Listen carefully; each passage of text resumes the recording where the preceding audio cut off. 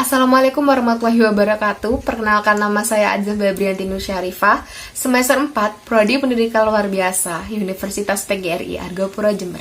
Di sini saya akan menjelaskan beberapa materi terkait masalah sosial. Materi yang pertama, kita akan membahas tentang konsep pendidikan bagi anak penyandang masalah sosial.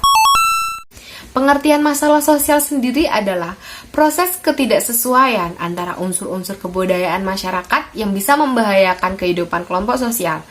Dapat dikatakan masalah sosial itu penyebab terjadinya hambatan dalam pemenuhan kebutuhan masyarakat. Jadi, anak penyandang masalah sosial sendiri adalah anak yang memiliki perilaku yang tidak sesuai dengan unsur-unsur kebudayaan masyarakat yang bisa mengganggu kehidupan kelompok sosial. Jadi, perlu adanya pendidikan untuk anak penyandang masalah sosial yang memiliki tujuan agar anak bisa memikirkan sesuatu tindakan yang akan dilakukan apakah memiliki dampak yang buruk dan memiliki dampak yang baik. Jadi, dengan adanya pendidikan ini, anak diharapkan bisa memperbaiki diri, mengintrospeksi diri, dan bisa mengambil keputusan yang benar. Selanjutnya, kita akan membahas gejala anak bermasalah sosial. Gejala sosial yang menandakan sedang terjadi masalah sosial bisa muncul akibat perubahan dalam masyarakat.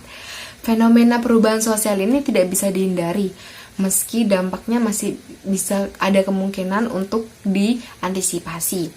Di sisi lain, dampak perubahan sosial itu ada yang negatif dan positif. Contoh gejala sosial di masyarakat Indonesia yang selama ini terjadi adalah kemiskinan, masalah kenakalan remaja, dan problem kepadatan penduduk, dan lain sebagainya. Gejala anak bermasalah sosial itu gejala sosial dibagi menjadi 4 aspek, yaitu yang pertama dari aspek ekonomi, aspek psikologis, kebudayaan, dan lingkungan alam. Yang pertama kita akan membahas aspek ekonomi, di mana gejala ini tuh dapat dilihat dari banyaknya orang yang tidak dapat memenuhi kehidupan sehari-hari. Yang kedua, aspek psikologis, di mana aspek ini terjadi apabila pola pikir keseharian individu maupun sekelompok orang itu berbeda dengan tatanan kehidupan yang berlaku di masyarakat. Aspek kehidupan, Indonesia tuh memiliki keberagaman budaya, ras, jadi membuat adanya perbedaan norma, nilai, dan kepentingan sosial. Yang terakhir, aspek lingkungan alam, yang dimana aspek lingkungan alam ini berhubungan dengan keadaan kesehatan masyarakat karena adanya ketidaksesuaian kondisi lingkungan tempat tinggal. Selanjutnya kita akan membahas faktor penyebab masalah sosial, di mana faktor penyebab masalah sosial ini ada faktor ekonomi, budaya, biologis, dan psikologis. Kita akan membahas yang pertama yaitu faktor ekonomi, yang dimana faktor terbesar yang ada di Indonesia. Hal ini disebabkan karena individu atau kelompok yang masih belum bisa mencukupi kehidupan sehari-harinya. Pemerintah perlu mengatasi kesenjangan ekonomi ini seperti distribusi dan produksi yang mempengaruhi kesejahteraan masyarakat. Contoh faktor ekonomi sendiri yaitu kemiskinan, kriminalitas, kesenjangan sosial, dan pengangguran. Yang kedua, kita akan membahas faktor budaya, yang dimana Indonesia ini memiliki perbedaan kebudayaan, yang dimana bisa memicu pelanggaran norma, nilai, dan kepentingan sosial masyarakat. Kebudayaan yang berbeda ini bisa menimbulkan permasalahan baru yang ada di dalam masyarakat.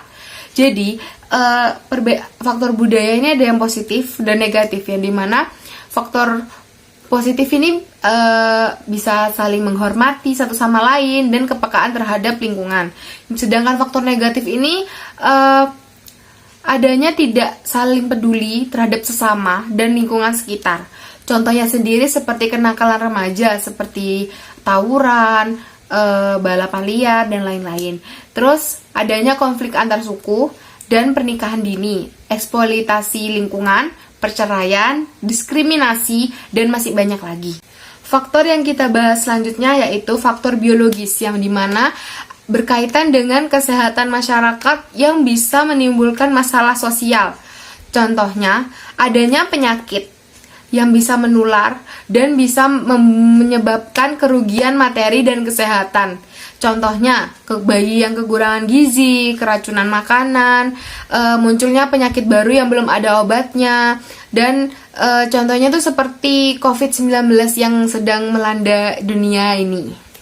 Faktor selanjutnya yaitu faktor psikologis yang dimana dipengaruhi oleh pola pikir individu dan masyarakat. Psikologis itu berhubungan dengan pemahaman dan sudut pandang seseorang tentang aliran sesat agama atau pemahaman yang tidak sesuai dengan ideologi. Faktornya itu, faktor selanjutnya yaitu adanya faktor biologis, yang dimana berkaitan dengan kesehatan masyarakat yang bisa menimbulkan masalah sosial.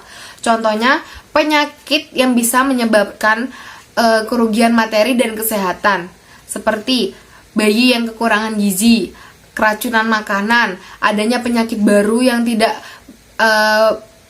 ada obatnya, seperti COVID-19. Faktor selanjutnya yaitu faktor psikologis yang dipengaruhi oleh pola pikir individu dan masyarakat.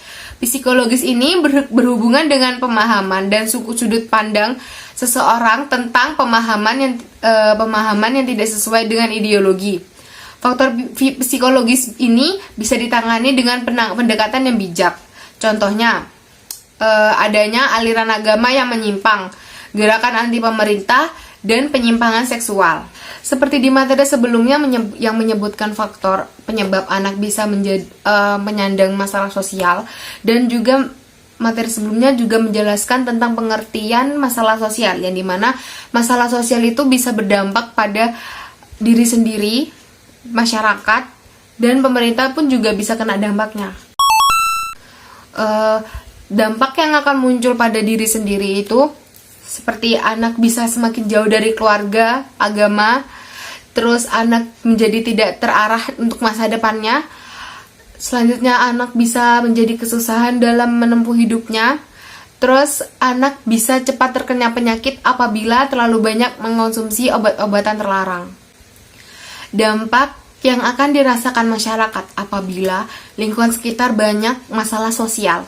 Yang pertama, masyarakat menjadi takut apabila anaknya akan salah pergaulan. Yang kedua, masyarakat menjadi takut apabila pemukiman kumuh semakin banyak dan membuat risih masyarakat dengan adanya pemukiman kumuh dan menimbulkan banyak penyakit. Selanjutnya, dampak yang akan dirasakan masyarakat apabila adanya masalah sosial di lingkungan sekitar. Yang pertama, masyarakat menjadi was-was apabila anaknya takut akan salah pergaulan. Yang kedua, adanya kampung kumuh yang membuat masyarakat itu risih karena takut akan tercemar penyakit yang bisa menyerang masyarakat apabila lingkungannya menjadi kumuh.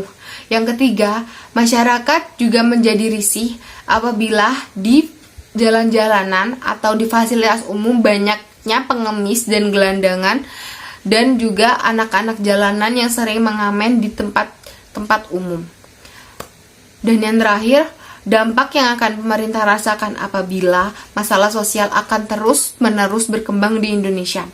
Yang pertama, pemerintah semakin kesulitan melakukan pembangunan dikarenakan banyaknya fasilitas umum yang disalahgunakan oleh pengemis, gelandangan, dan anak jalanan, yang dimana biasanya itu selalu digunakan sebagai tempat tinggal.